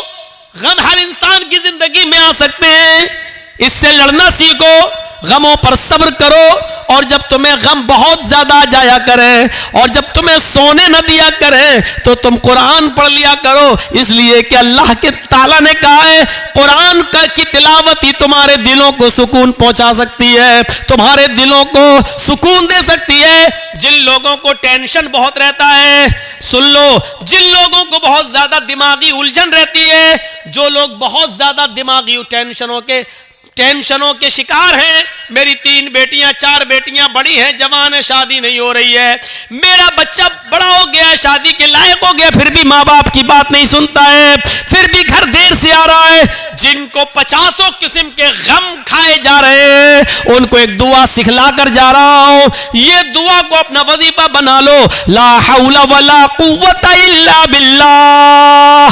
बस इतनी सी दुआ है, इस दुआ को उठते बैठते पढ़ते रहा करो। अल्लाह के नबी फरमाते ये ला हौला वला कुव्वता इल्ला बिल्लाह, ये 99 बीमारियों की दवा है, और सबसे हल्के दर्जे की बीमारी यह है कि इंसान के गम नहीं दूर हो रहे हो, इंसान को टेंशन हो, तो ये सबसे हल्की बीमारी है जो इस दुआ से चली जाती है। इससे बड़ी बड़ी 98 बीमारियां और हैं जो इस दुआ के पढ़ने से जाएंगी। मेरे मेरे भाइयों, ये दुआ को हमारी माँ बहनें भी याद कर ले, आप भी याद करिए। टेंशन की ये दुआ है, जहनी उलझन की ये दुआ है, गम और उलझन, और जिसके दिमाग में हजारों किस्म के ख्यालात आते हैं, उसकी जिंदगी में सुकून नहीं, तो वो ये दुआ पढ़ता रहे, ला हौला वला कुव्वता इल्ला बिल्लाह। और साथ में ये दुआ भी अगर मिला सकता है तो मिला ले, या मुसर्रिफल कुलूबी सर्रिफ कल्बी अला दीनिक। आए दिलों के पलटने वाले, मेरे दिल को अपने दीन की तरफ, अपने मजहब की तरफ, इस्लाम की तरफ पलट दे। मेरा दिल इधर उधर नहीं, सिर्फ अपने दीन की तरफ लगा दे। ये दोनों दुआएं आप इसको अपना वजीफा बनाइए। दोनों नहीं पढ़ सकते तो एक दुआ ला हौला वला कुव्वता इल्ला बिल्लाह, इसको ही अपना वजीफा बना लीजिए। बेहतर है कि दोनों पढ़ें। दोनों नहीं पढ़ सकते तो कम से कम एक तो आप पढ़िए। ये जहनी उलझनों को दूर करने की एक दुआ है। तो मेरे भाइयों, अमीर माविया ने अपनी बीवी से क्या कहा, तुम्हें किसी के अंदरूनी खाने से क्या मतलब और बदगुमानी करने से क्या फायदा? नहीं, तुम्हें कुछ नहीं करना है तो बदगुमानी हमें और आपको नहीं करना है। या अय्युहल्लज़ीना मनुज्तनिबू कसीरम मिनज़्ज़न इन्न बअज़-ज़न्नि इस्म। ईमान वालों, तुम एक दूसरे से ज्यादा बदगुमानी मत किया करो, इसलिए कि बहुत सी बदगुमानियां इंसान को गुनाहगार बना देती हैं। हम किसी के बारे में बुरा सोचेंगे तो बदगुमानी होगी, और बदगुमानी इंसान को गुनाहगार बना देती है। मेरे भाइयों, इस्लाम के अंदर दाखिल हो जाइए, एक दूसरे की हमदर्दी अपनाइए, एक दूसरे के हमदर्द बनिए। और साथ में मैंने शुरू किया था कि जो नमाज किसी भी हाल में माफ नहीं है, मेरे भाइयों, उस नमाज के लिए हमें और आपको हर वक्त तैयार रहना चाहिए। मैंने सुबह जुमे के खुतबे में कहा था कि अगर गांव में कोई लड़का किसी लड़की को लेके भागता, उसकी पंचायत हो जाती है, तो गांव में सरदार को चाहिए कि अगर कोई आदमी नमाज नहीं पढ़ता है तो उसकी भी पंचायत होनी चाहिए, उसके ऊपर भी जुर्माना आयद होना चाहिए। नमाज दीन का हम सुतून है, और यह जलसा भी मस्जिद की तामीर और तरक्की के लिए किया गया है। मेरे भाइयों, शायद आपको मालूम होगा मस्जिद बनाने का सवाब कितना ज्यादा है। आपको ये एक चीज की तरफ मैं इशारा कर दूं, और इस बात को सुनिए, आप ताज्जुब करेंगे। मस्जिद नबवी जब बनकर तैयार हुई, मस्जिद नबवी आप जानते कैसी थी? खजूर के पत्तों की छत। अरे ये तो बहुत अच्छी है, ये जो आपने पर्दा डाला ये तो बहुत अच्छा।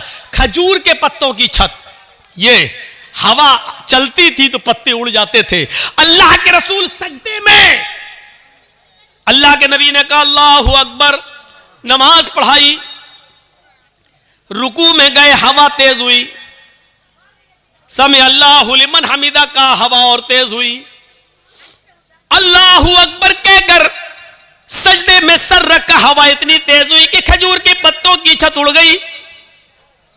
आसमान से पानी गिरने लगे, और पानी के कतरे जमीन पर गिरते, जमीन से मिट्टी उटकती और मुहम्मदुर रसूलुल्लाह के चेहरे पर पड़ती।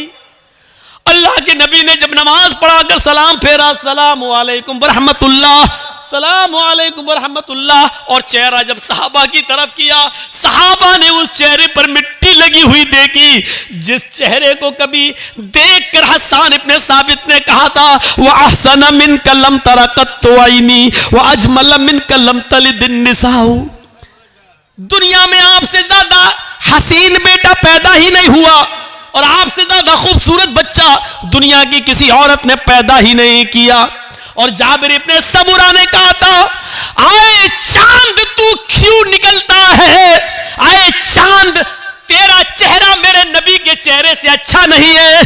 आए चांद, तेरे चेहरे को भी अगर हुस्न और खूबसूरती और रोशनी मिली है तो वो मेरे नबी के चेहरे से मिली है। ये जाबिर इब्ने सबुरा ने कहा था। मेरे भाइयों, उस चेहरे पर आज मिट्टी लगी हुई देखी। सहाबा ने कहा, अल्लाह के रसूल, क्या इस मस्जिद के लिए हम पक्की छत न बनवा दें? आपने कहा, इस छत के लिए बहुत से पैसों की, दौलत की जरूरत है।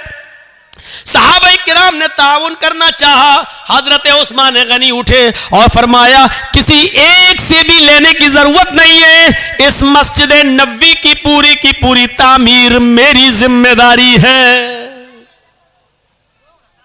एक आदमी हर साहबी देना चाह रहा था, लेकिन एक ही साहबी ने कहा, बस जितना भी खर्चा होगा मैं लगाऊंगा।